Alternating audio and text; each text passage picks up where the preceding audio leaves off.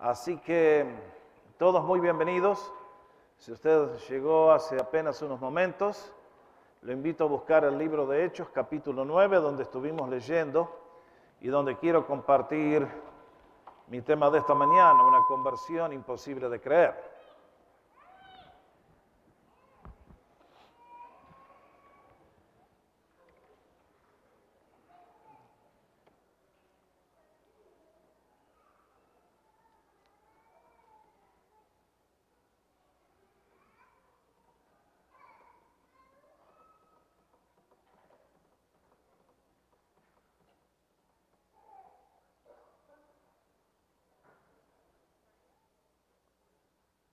Estamos en el último domingo del año y a fin de no distraer después, me gustaría leerles para ustedes lo que es mi deseo para vuestras vidas en los próximos meses. Si el Señor nos regresa, ¿quieren buscar el Salmo 20 antes de ir a la meditación de esta mañana? Allí hay una oración que realmente es lo que deseo para cada uno de ustedes.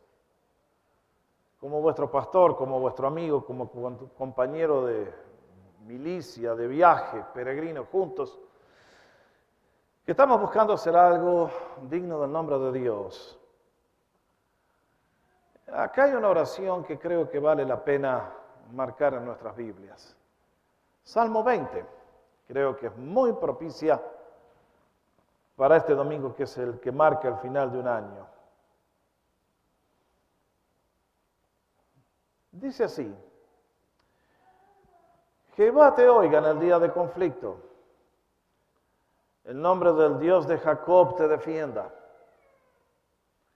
Te envíe ayuda desde el santuario y desde Sión te sostenga. Haga memoria de todas tus ofrendas y acepte tu holocausto. Te dé conforme al deseo de tu corazón y cumpla todo tu consejo o aspiraciones, como traduce otra Biblia. Y dice: nosotros nos alegraremos en tu salvación y alzaremos estandarte en el nombre de nuestro Dios. Conceda al Señor todas tus peticiones.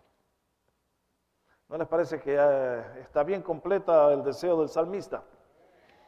¿Quién no anhelaría tener todo esto que él desea para todos nosotros?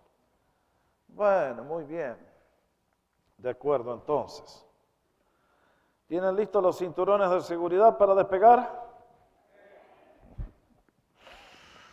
Muy bien.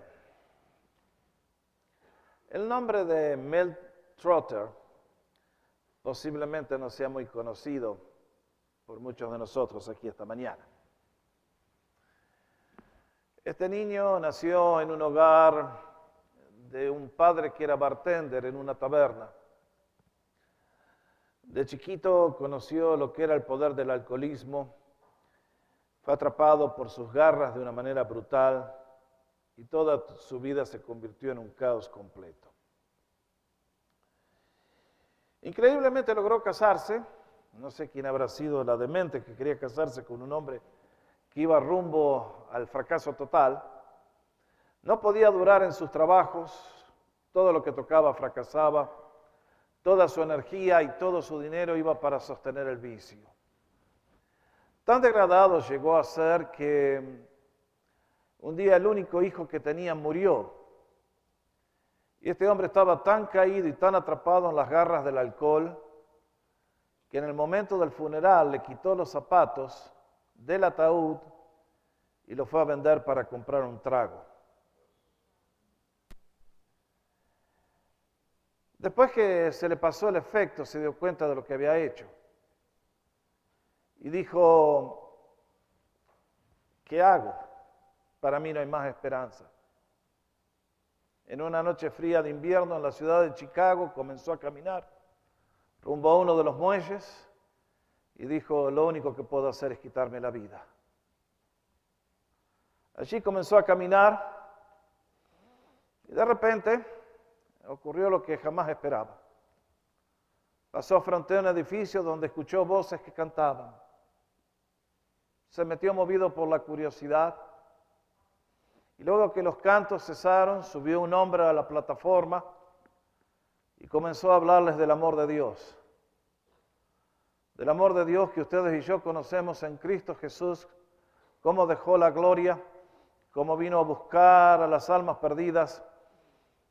Y Mel Trotter pensó y dijo, pero ¿será posible que en este mundo haya alguien que ame a Mel Trotter a pesar de todo lo que soy y lo bajo que he caído? Esa noche Mel Trotter entregó su vida a Jesús. Se rindió a sus propósitos e instantáneamente fue liberado de las cadenas del vicio. Cuando salió de ese lugar, salió con una nueva misión. Transformado totalmente por el poder de Jesús, volvió a su hogar, restauró el hogar y luego, en amor a Jesús, para devolver el favor que había recibido, comenzó lo que hasta el día de hoy sigue en existencia, algo que Mel Trotter comenzó en 1900 en Grand Rapids, Michigan. Mel Trotter Ministries, que existe hasta el día de hoy para ayudar a los desamparados y desafortunados. Cuando uno escucha una historia semejante, la pregunta que para muchos que no frecuentan la iglesia es, ¿pero es posible que un ser humano pueda ser cambiado instantáneamente por el poder de Dios? ¿Es posible que un hombre que hoy está completamente perdido en pocos minutos pueda ser transformado en alguien totalmente nuevo, con un nuevo propósito y una nueva dirección? ¿Es posible que aquellos que son imposibles para la ciencia, la educación, para todo lo que hagamos humanamente, en un instante puedan tener un nuevo corazón y una nueva vida? A lo largo de los siglos, una de las evidencias más grandes de la existencia de Dios ha sido el poder para cambiar vidas.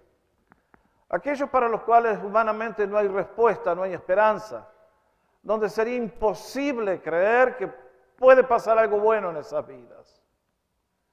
La historia de Mel Trotter se ha repetido millones de veces, pero esta mañana quiero llevarlos a considerar una tremenda conversión. Alguien que cambió dramáticamente cuando nadie jamás hubiera podido siquiera imaginar que era posible que ese hombre pudiera ser transformado. Estoy seguro que si horas antes de que Saulo tuviera el encuentro con Dios en el camino a Damasco, hubiéramos hecho una encuesta de opinión, ¿qué tal? ¿Qué piensan? ¿Hay alguna chance para Saulo de llegar a ser una nueva persona? Nos hubieran dicho, no, eso es absolutamente imposible. Este hombre está ciego en su celo religioso, tiene una sola pasión que le consume. ¿Y quién puede cambiar ese corazón? Pero lo que humanamente es imposible, no es imposible para Dios. Y lo que tenemos esta mañana por delante para mí es un relato que me llena de esperanza al leerlo, pensando que tal vez esta mañana aquí hay un Mel Trotter que tal vez no está atrapado por las garras del vicio, o tal vez es otro su pecado, tal vez puede ser quién sabe cuántas variantes, pero que si de todas maneras está fuera del reino de Dios, está en una situación horriblemente peligrosa. Y tal vez ha llegado esta mañana a la casa de Dios pensando, bueno, me voy a ir a aburrir un rato porque no tengo nada que hacer. Estamos en vacaciones, la MLS no funciona, la NBA no anda, entonces me voy a ir a dormir un rato a la iglesia. Muy bien, bienvenido. Quiero recordarle que en un instante Dios puede hacer cosas muy notables en su vida. Porque Él está aquí. Y el Dios de Mel Trotter y el Dios de Saulo de Tarso es el que adoramos y está presente entre su pueblo esta mañana. Así que póngase los cinturón de vuelta, porque vienen tiempos de viento fuerte, para gloria de Dios. Amén. Bueno, aquí tienen una obra notable. Este relato de la vida de Pablo nos enseña dos cosas. Básicamente que el nuevo nacimiento y un cambio de naturaleza es la gran obra de Dios. Y luego vamos a aprender cuáles son las señales que nos hablan de que una persona ha tenido un encuentro genuino con Dios, ha experimentado lo que llama la Biblia una genuina conversión. Vamos por parte. Cuando ustedes y yo abrimos el relato, encontramos una transformación imposible de creer, que jamás nadie hubiera pensado que era posible. ¿Cuál era la escena? Bueno, si ustedes toman el libro de los Hechos, van a encontrar que hace poquitos meses la iglesia cristiana ha nacido. En el día de Pentecostés, cuando el Espíritu Santo fue enviado del cielo, allí comenzó la iglesia con un sermón del apóstol Pedro. Y desde ese día miles de personas aceptaron a Cristo y creyeron que era el Mesías de Israel, el Salvador prometido. Esto lógicamente causó una reacción entre el judaísmo, porque recuerden que poquitos días también, unas poquitas semanas antes, habían crucificado a un profeta de Nazaret diciendo que era un blasfemo. Lo llevaron a la cruz porque dijeron que se decía ser el Hijo de Dios. Y por eso lo clavaron. Porque el pecado que cometió fue decir que era hijo de Dios. No le pudieron encontrar un crimen, no le pudieron encontrar una mentira, no le pudieron señalar ningún defecto. Pero el odio religioso, que ahora empezaba a hacerse, Jesús les estaba sacudiendo el negocio, lo mandó a la cruz. Increíblemente, cuando vino el Espíritu Santo, sus seguidores comenzaron a proclamar un solo mensaje: Cristo resucitado de los muertos, Cristo resucitado de los muertos. No predicaban nada más, no contaban su testimonio, no hablaban de que tenemos que ser buenos hermanos y buenos vecinos, no atacaban a Apolo, a Afrodita, a todos los dioses ajenos. No. Ellos predicaron un solo mensaje: Cristo resucitado de los muertos. Y cuando los judíos escucharon eso, sintieron que acá tenemos un problema grave. Y es evidente que Pablo no conoció a Jesús. A ver, disculpen si uso a veces el nombre Pablo, que es el con el cual se lo llama más tarde, o Saulo, cualquiera de los dos vale. Es evidente que Saulo, cuando Jesús ministró en Jerusalén, en Palestina, posiblemente él estuvo en Tarso estudiando allá en aquella ciudad erudita, en la universidad. En los años que estuvo en Jerusalén, nutriéndose a los pies de un renovado rabino llamado Gamaliel, él aprendió muchas cosas buenas del judaísmo, pero cayó en la trampa que caen los judíos hasta el día de hoy, la mayoría de ellos, que creen que el Mesías va a llegar en la forma de un líder político con un gran cañón para expulsar a los enemigos de la nación. No entendió lo que era la primera venida del Mesías, que tenía que venir para ser el Cordero de Dios que quitaba el pecado del mundo. Y cuando aquella gente predicaba Cristo resucitado, a Pablo lo enfureció. Y pensó que el mejor servicio que le podía prestar a Dios era reunir la mayor cantidad posible de cristianos y llevarlos a la cárcel, torturarlos, y mató a muchos de ellos. Acá tienen un hombre enceguecido por el peor odio que hay. Ustedes me van a decir, ¿es posible que alguna vez en el Medio Oriente haya paz? Yo les voy a decir ciertísimamente, jamás va a haber paz en el Medio Oriente. ¿Por qué? Porque es odio religioso. Y el odio religioso no tiene cura desde el punto de vista humano. No hay nadie que lo pueda sanar. El odio religioso es tan profundo, es tan espiritual, es tan diabólico y es tan terrible que solamente una obra de gracia, de renovación, como la que Cristo hizo en el corazón de Pablo, lo puede cambiar. Y Pablo entonces sale realmente a hacer yihad. Vamos a matar todos los que podamos y a cortarle la cabeza a todos los que podamos. Sean padres, si dejamos hogares divididos, ¿qué importa? Estoy sirviendo a Dios. Está bien, está todo lindo. Si mato hombres, mujeres, niños, fine, gloria. Dios un día me va a dar un premio. Y en esa tarea estaba, y en esa tarea ustedes y yo leemos el relato cuando abrimos las páginas, que nos dice que Pablo, respirando aún muerte y amenazas, consideró que en Jerusalén ya no quedaban víctimas, y entonces ahora va el sumo sacerdote para que, de acuerdo a los planes de extradición que tenían con todos los países de alrededor, podían ir y buscar a los que estaban allí, traerlos atados a Jerusalén. Y entonces, como le contó años después al rey Agripa, me deleitaba en torturarlos y hacerlos blasfemar. Vaya, este es el candidato. ¿A qué? A vivir una vida destruida. Y cuando uno mira esto, tiene que mencionar dos cosas. Vamos a la próxima, Cris.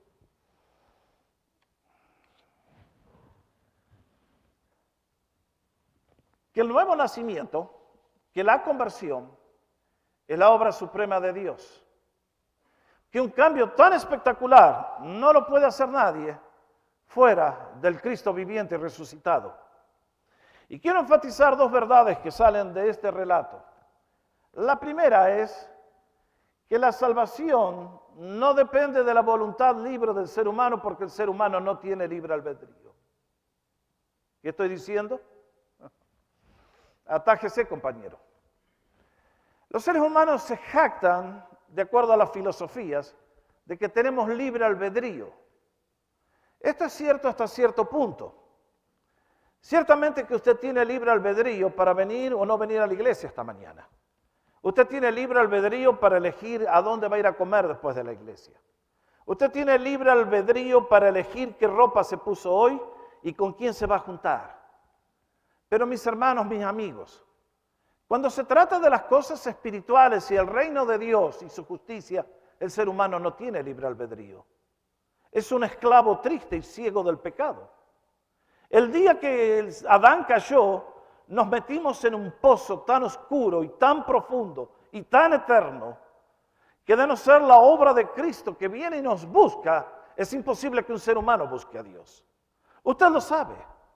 Si usted mira para atrás, retroceda el DVD, antes de que Cristo le tomara, ¿usted estaba buscando a Dios?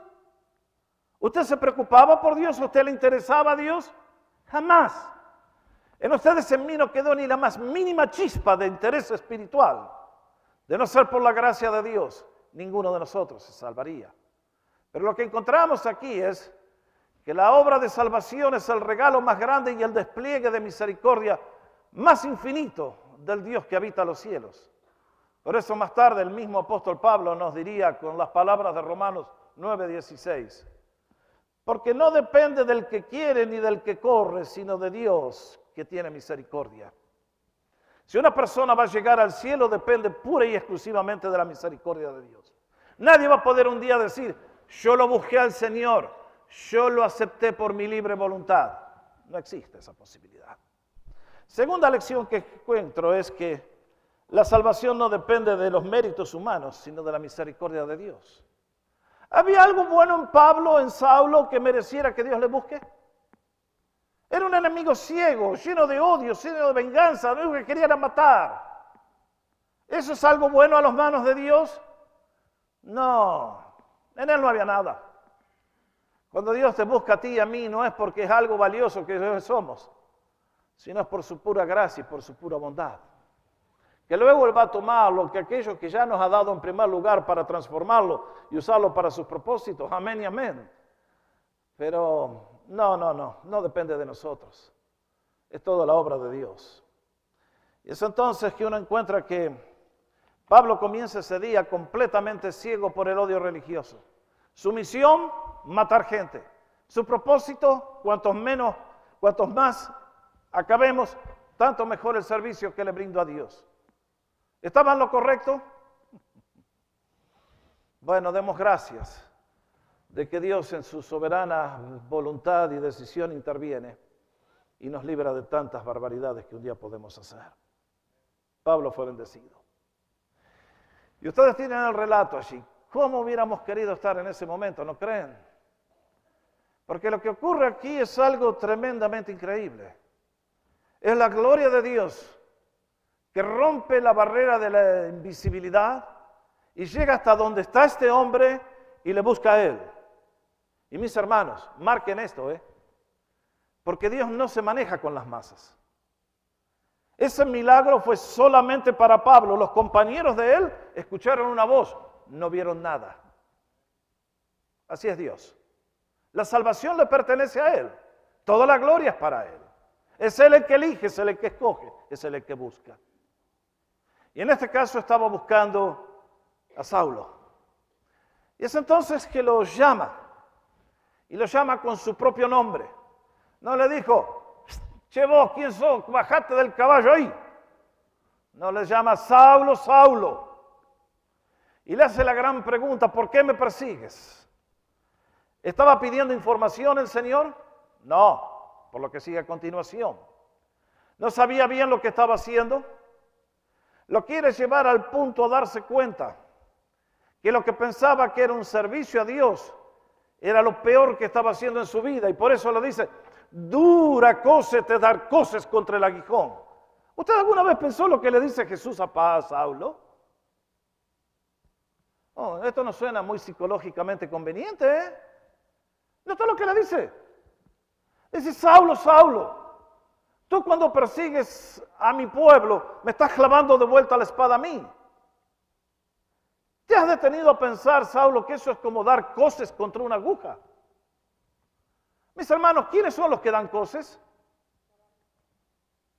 Que yo sepa, caballos, sí. Mulas.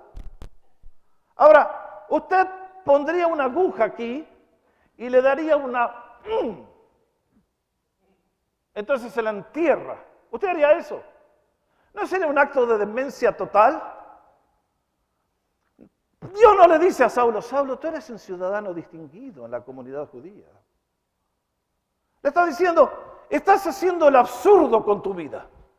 Tu vida es un error fatal, total, completo.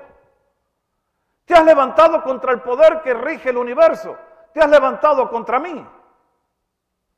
Oh, mis hermanos, qué distinta que sería nuestra vida si comprendiéramos, aunque sea alguna vez, que nuestra vida mientras la caminamos, estamos todos los días estamos siendo vistos por un Dios de poder infinito que nos conoce plenamente y que sabe todos nuestros caminos y sabe las intenciones de mi corazón. Y es por eso que Saulo por primera vez dice, Señor, ¿quién eres? La gloria de Dios ha aparecido y Saulo ha caído del caballo, allí está en tierra. Y entonces levanta la pregunta, y noten bien, no le dice, hey, ¿tú eres el hombre que está ahí arriba? ¿Tú eres el barbudo ese? ¿Tú eres la fuerza central del universo? Inmediatamente comprendió que esa fuerza sobrenatural, que era la presencia de Dios que le quitó la vista, se tenía que dirigir de otra manera porque estaba en un lugar santo y le dice, Señor, Señor, ¿quién eres? Y escuchó lo que no esperaba escuchar. Que el nombre de Dios que creó el universo se llama Jesús. Y le dice, yo soy Jesús a quien tú persigues. ¿Se imagina? ¿Se imagina el shock? Ese que él dijo que era un profeta mentiroso y blasfemo y por eso lo habían mandado a la cruz y justamente ahora estaba resucitado. Ahora era el Dios que se sienta en la majestad de las alturas y con sus manos poderosas gobierna la historia humana y cada vida que vive en este mundo. ¿Sería posible tal? Y esa fue la respuesta que recibió. Jesús, a quien tú persigues. Mamma mía.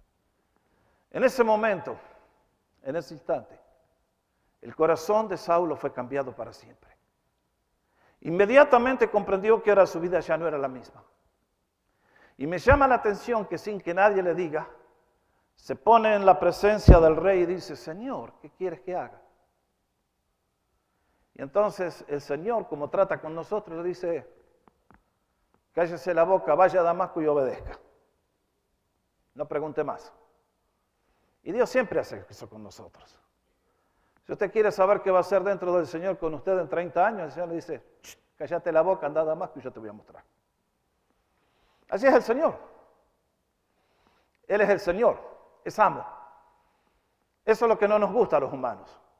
Nosotros creemos que nosotros estamos sentados en el trono del universo y que somos Dios y somos el sol y todos los planetas deben girar a mi alrededor. Y Jesús te dice, hijo, anda a Damasco y sentate tranquilito, que yo te voy a hablar cuando considere yo que lo necesites, ¿ok?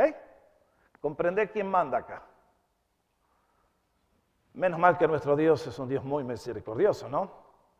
Porque a diferencia de los dictadores y tiranos, nuestro Dios solamente tiene propósitos de gracia. Y así ocurre lo que nadie imaginó que ocurriría. Pero noten bien, es un segundo y ocurre el nuevo nacimiento. Es un segundo y la gloria de Dios nos abruma. Quiero decirles que en el día de hoy Dios sigue haciendo estas cosas. No a todos los trata de la manera que trató a Saulo con un milagro tan portentoso para revelarse a él y decirle, hijo, ven. Para nosotros la mayoría de las veces es más bien como la experiencia de Mel Trotter. Que un día alguien nos habló de Jesús. Que un día caímos por curiosos a la iglesia. Y dijimos, qué error tiene que haber sido ir a ese lugar donde están toda esa manga de locos. Pero algo nos atrapó. Nos tomó el corazón y nunca más pudimos volver a ser los mismos. Porque el poder de Jesús es más real que todo lo que tocamos en esta vida. Así es el Señor. y bendito sea su nombre. Ahora, cuando una persona es tocada por Jesús, va a experimentar una conversión. Esto significa damos una media vuelta. Si antes caminábamos a las espaldas de Dios alejándonos de Él, ahora volvemos de regreso para conocer al Señor. Muchas veces la pregunta que me hacen, pastor, ¿cómo puedo saber si soy salvo? ¿Cómo puedo saber si estoy convertido realmente? Bueno, aquí este relato nos da varias señales que los invito a mirar muy rápidamente porque el tiempo no me permite. Pero cuando una persona es confrontado por Jesús y encuentra al Salvador viviente y nace de nuevo por el poder del Espíritu Santo, siempre habrá señales que son inequívocas en su conducta. Son frutos que no pueden faltar. Si el árbol está sano, lo que está en la raíz se tiene que manifestar en las ramas por los frutos. Y en este caso, siendo que el nuevo nacimiento es la obra de Dios, la conversión, el dar vuelta es nuestra decisión y es nuestra obra. ¿Cuáles son las señales? Bueno, en primer lugar, quiero recordarles que la primera señal de una conversión genuina es que la persona está dispuesta a someterse al señorío de Cristo. Es lo que acabo de decirles hace un instante. Antes de conocer a Jesús, le blasfemábamos, le decíamos God damn, Jesus, y blasfemábamos en su nombre. El día que conocemos a Jesús, caemos de rodillas, pedimos perdón, suplicamos misericordia, y de golpe nos damos cuenta que estamos en terreno santo y nos quitamos los zapatos y decimos, habla Señor que tu siervo oye. Persona que ha nacido de nuevo tiene temor reverencial de Dios, no tiene terror, no lo ve como una deidad airada, sino como un Padre amoroso que nos ha dado tanto. Es imposible negarle algo de mi vida a Él. A partir de este instante, Saulo tomó el nombre Pablo, sería llamado más tarde. Y cuando tomamos cada una de sus cartas, siempre se presenta a sí mismo diciendo, Here I am, Paul the Apostle, PhD, DDD, jajaja, cucucú. ¿Dice eso? Dice Pablo, esclavo de Jesucristo. Había entendido lo que era la conversión. Que primero nos humillamos en la presencia de Dios y le decimos a Él, Señor, y ahora tú mandas y yo obedezco. Tú eres realmente mi Señor. Pablo le dice, ¿qué quieres que haga? Se pone a su disposición. Y lo que me llama la atención es que lo primero que hizo después de llegar a Damasco fue exactamente lo mismo que vimos en esta mañana aquí. Como discípulo, primera acción que tuvo fue bautizarse. Qué notable. Esto les enseña a todos los que no saben el Nuevo Testamento que el orden bíblico siempre es el mismo. Aceptamos a Jesús y luego lo manifestamos mediante el bautismo. El bautismo no salva a nadie. El bautismo de la niñez no tiene ningún valor. Es un lindo bañito, pero nada más que eso.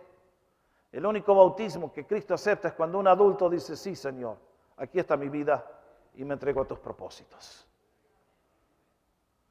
Segunda señal de una verdadera conversión. Es una profunda convicción de pecado. Cuando alguien ha conocido la gloria de Dios, inmediatamente siente su propia bajeza. Siente que en la presencia de Dios no puede morar. Siente que allí es un ambiente rarificado que... Es por eso que Pablo se va a Damasco y allí se pone en silencio sin que nadie lo sepa a ayunar y a orar. No come, no bebe, es muy notable y realmente uno dice, ¿qué pasó? Bueno, muy simple.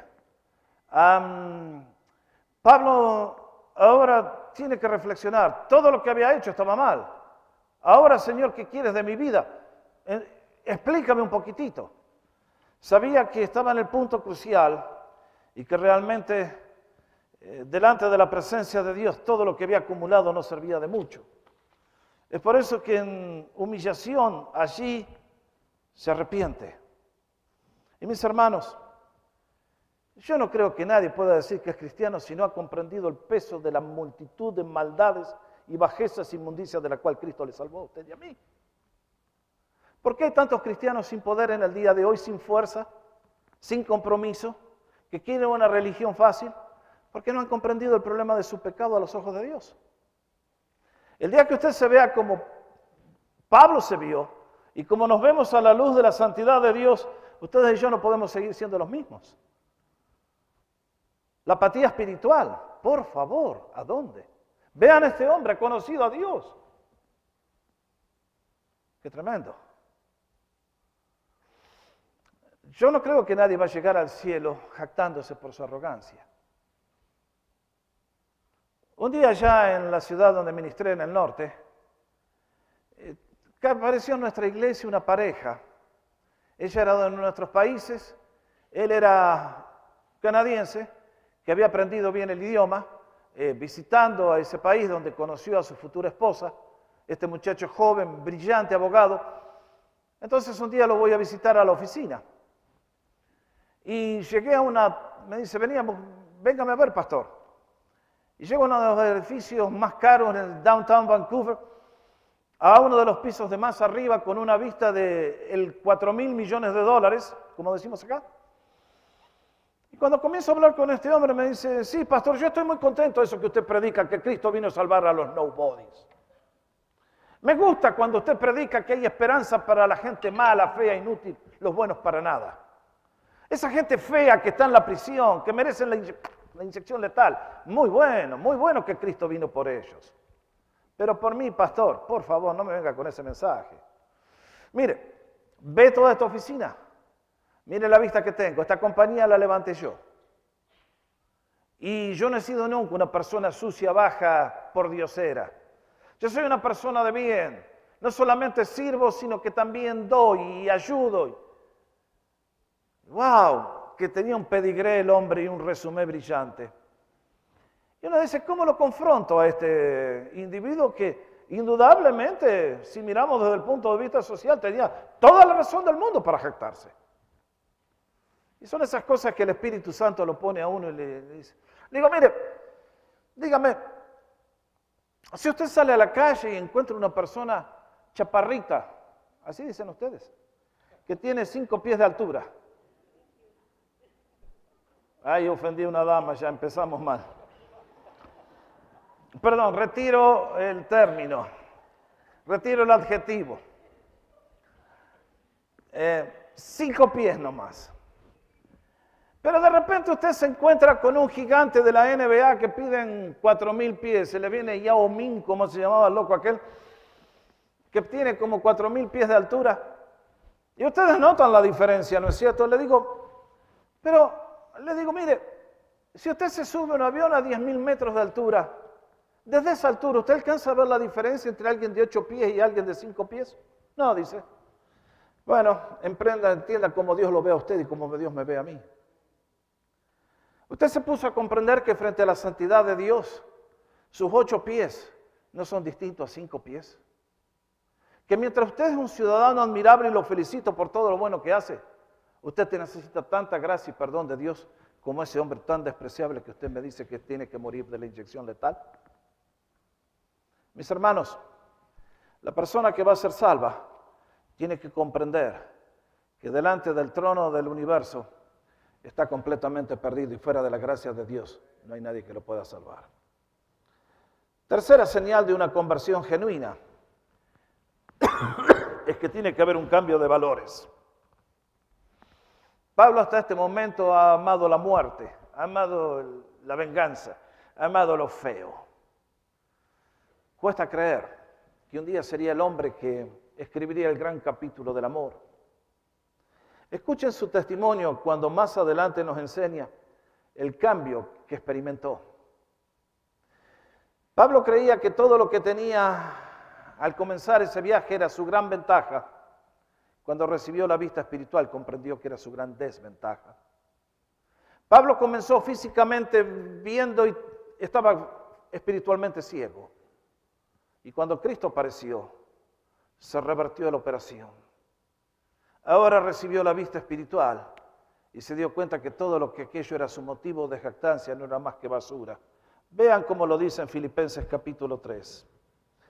Si algún otro cree tener motivo para confiar en la carne, yo mucho más.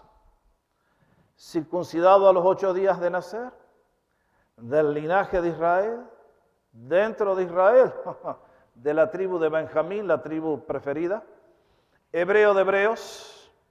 En cuanto a la ley, el escalón más alto había llegado, fariseo. En cuanto a celo en la religión, perseguidor de la iglesia. En cuanto a cumplir la ley, irreprensible. Pero todo lo que era para mí ganancia lo he estimado como pérdida por amor de Cristo. Y aún más, yo estimo como pérdida todas las cosas en vista del incomparable valor de conocer a Cristo Jesús mi Señor. Por haberlo perdido todo y lo considero como basura a fin de ganar a Cristo. Ahí tienen un verdadero cristiano. Lo que antes era su valor y su jactancia ahora es la basura. Y lo que antes despreciaba es su gloria y su gozo. Cuarta señal es que el cristiano que ha vuelto a nacer es una persona que comienza a orar sin que nadie le diga. Versículo 11. Pablo finalmente llega a Damasco. Allí está ciego. Allí están ayunas. Y entonces Dios, que conocía a Saulo, también conocía a Ananías, un miembro de la iglesia, y le dice: Ananías, quiero que vayas y ores por Saulo. Ve y pon tus manos sobre él para que recobre la vista. Y entonces Ananías, era hermano mío, ¿quién no hubiera reaccionado como él reaccionó? Le dice: Señor, ese es un perro rabioso. Este vino acá, ¿no escuchaste tú, Señor? ¿No escuchaste la radio de lo que estuvo haciendo en Jerusalén y lo que vino a hacer acá? Yo te tengo que informar, Señor, a ti de que el tipo vino para... Y el Señor le dice: anda tranquilo que ese perro no muerde. ¿Cómo sabe que no iba a morder? Porque aquí él ora. ¿Hace falta agregar algo más? ¿Pablo había orado antes? Sí. Había rezado mucho. Estoy seguro que repetiría todas las oraciones de memoria de su sistema religioso judío. Todas las veces que había que hacerlo por día. Estoy seguro que iba al sacrificio de la mañana, al del mediodía y al de la tarde. Y estoy seguro que habrá elevado cantidad de plegarias. Pero ahora Pablo ha comenzado a orar. Ha comenzado a clamar con el corazón. Ha comenzado a clamar con fervor. Ahora busca a Dios sinceramente. Está dispuesto a someterse a su voluntad. Está dispuesto a hacer que su vida sea un sacrificio para la causa de Cristo. Mis hermanos, acá hay una señal inconfundible de toda persona que ha nacido de nuevo por el poder de Dios. Y es que comienza a orar. Yo no le tengo que enseñar. El Espíritu Santo que ha venido a morar en nuestro interior es el que nos dice: hijo, ora. Y la persona abre los labios y comienza a dar gracias. Mire, a mí me preocupa como pastor, cuando tantas veces la gente primero ni aparece a la reunión de oración. Eso me indica mucho. Pero tantas veces digo: hermanos, oremos. Y hay labios cerrados. Yo creo que cuando conocí a Francis, si le hubiera dicho: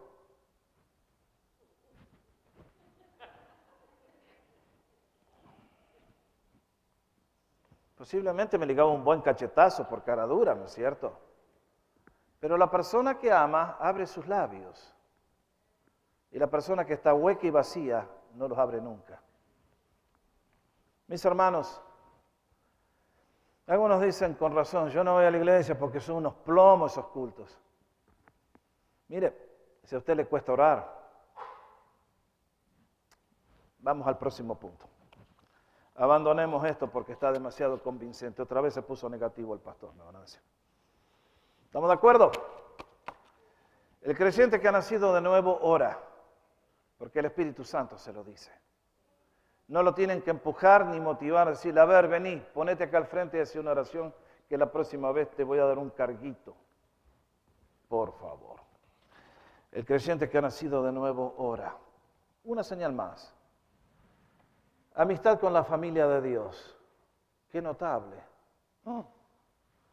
Pablo comenzó el viaje siendo enemigo de los cristianos y estaba dispuesto a matarlos a todos. Y el primero que viene a buscarlo, ¿quién es? Para que recupere la vista, el arcángel Gabriel. No. Viene Ananías. ¿Y cómo le llama? Hermano Saulo. ¡Wow! ¡Qué humillación, Al fariseo elevado, un don nadie, un nobody. Viene y le pone las manos para que reciba la vista. Y cuando termina el relato que leemos, y por varios días estuvo con los discípulos que estaban en Damasco. Antes eran sus enemigos, ahora son sus amigos. Antes buscaba matarlo, ahora los ama y está dispuesto a dar su vida por ellos. Qué tremendo. Hay muchas más señales, se las menciono.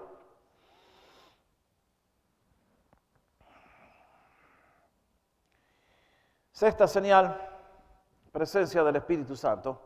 Séptima señal, intenso deseo de dar a proclamar a Jesús. Cuando Ananías lo va a buscar, le dice, hermano, recibe la vista, recibe el Espíritu Santo. Como consecuencia de este encuentro, ahora el que mataba a Jesús, el que perseguía a Jesús, sale a proclamarlo. Y cuando el párrafo que leímos termina, dice, enseguida se puso a predicar de Jesús en las sinagogas. Fue a pedirle al dueño de la sinagoga que le dé cartas para asesinar, ahora va a la sinagoga a predicar a Jesús.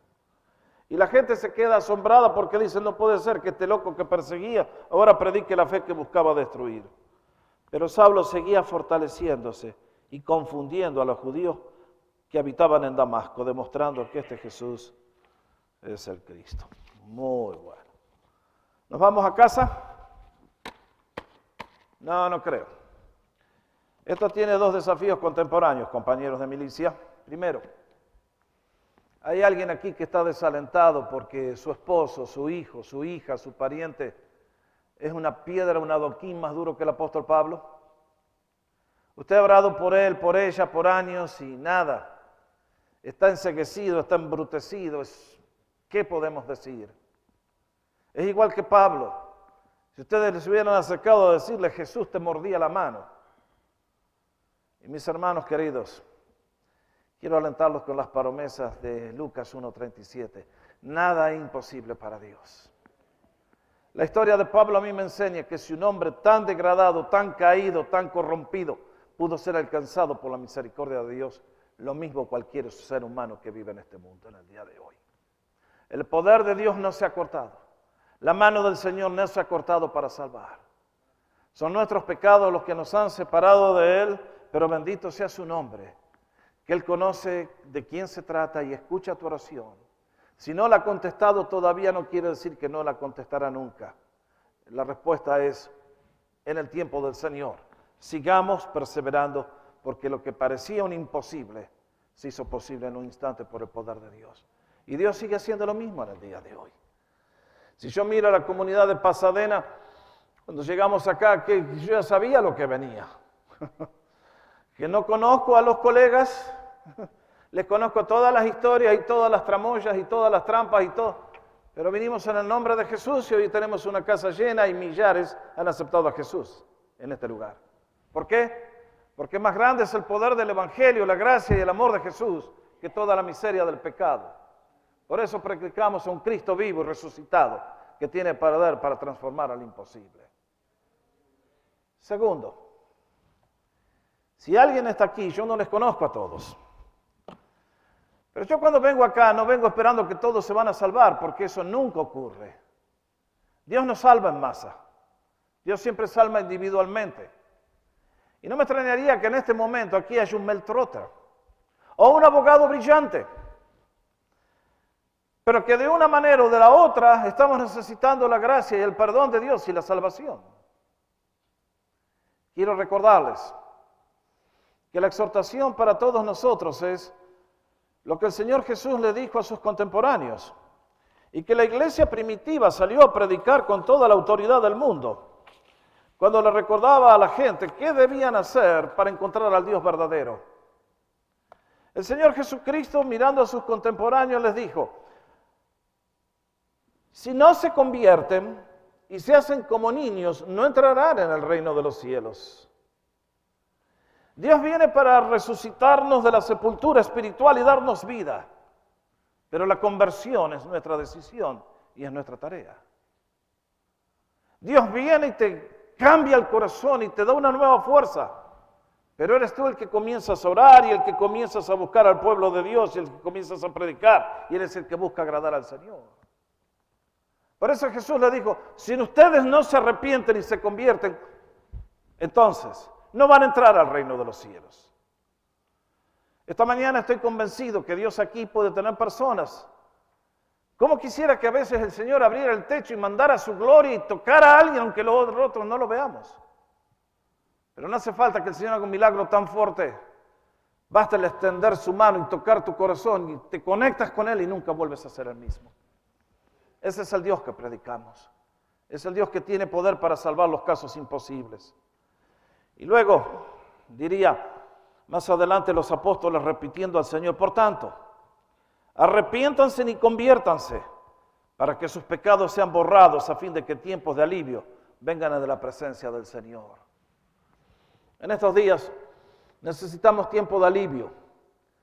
El viernes hablaba a la congregación, les digo, todas las noticias que he escuchado este año de las decisiones que se hacen en California son todas negativas. Nos estamos alejando más y más del corazón de Dios. La sociedad cada vez está más fría, más entumecida, más ciega a todo lo que está ocurriendo. Y mientras tanto el enemigo gana terreno y gana victorias. Y les decía, y se los voy a decir hoy que es día domingo, a todos los que están cayendo en una trampa satánica. Son esos que dicen: yo estoy raising my kids for Jesus. Si usted no se preocupa por la casa de Dios, usted va a perder a sus hijos. Así funciona la cosa. Dios no es su sirviente ni sirviente de nadie. Es hora que despertemos a la realidad de donde estamos, porque lo que le dijeron a aquellos creyentes judíos que tenían tanto conocimiento es lo que necesitan los cristianos también del día de hoy. Arrepiéntanse y conviértanse para que vengan tiempos de alivio. ¿Vendrán tiempos de alivio en el año que viene? No estoy seguro. Más bien voy a ver mayor enfriamiento de iglesias más frías y creyentes más distantes. Por la gracia de Dios espero que no sea así. Mis hermanos, no tomemos la gracia de Dios como algo que podemos disponer de ella. Dice la palabra de Dios: la bondad de Dios te guía al arrepentimiento. Quiere a su pueblo escuchar la voz del Señor que te habla en este día. Y es por eso que con una historia tan linda, quiero terminar con el mismo testimonio que escribió el apóstol Pablo. Si usted hoy está perdido, si hoy está buscando, venga a Cristo hoy, es el mejor momento. Y de usted también un día va a poder escribir lo que él escribió. Vea lo que dijo escribiendo años más tarde. Doy gracias a Cristo Jesús, nuestro Señor, vean su lenguaje, que me fortaleció porque me tuvo por fiel poniéndome en el ministerio. Esto es el servicio a Dios. Aún habiendo sido yo antes blasfemo, perseguidor y agresor, sin embargo se me mostró misericordia porque lo hice por ignorancia en mi incredulidad. Pero la gracia de nuestro Señor fue más que abundante, con la fe y el amor que se hallan en Cristo Jesús. Y esta palabra que dice el apóstol la tendríamos que subrayar y gritarla todos a coro. Palabra fiel y digna de ser aceptada por todos. Cristo Jesús vino al mundo para salvar a los pecadores, entre los cuales yo soy el primero. Sin embargo, por esto hallé misericordia, para que en mí como el primero, Jesucristo demostrara toda su paciencia como un ejemplo para los que habrían de creer en Él para vida eterna. Por tanto, al Rey eterno, al Rey de los siglos, al Dios inmortal, invisible, único y sabio Dios, a Él sea honor y gloria por los siglos de los siglos. Y el pueblo de Dios dice: ¡amén! Y el pueblo de Dios dice: si usted conoce a Jesús, alabe a su Señor y dele gracias, porque usted ha recibido lo más precioso que hay en el universo y en la vida. Lo recibió Pablo en la mejor posición que podemos tener en ese día. Vamos a ponernos de pie para orar.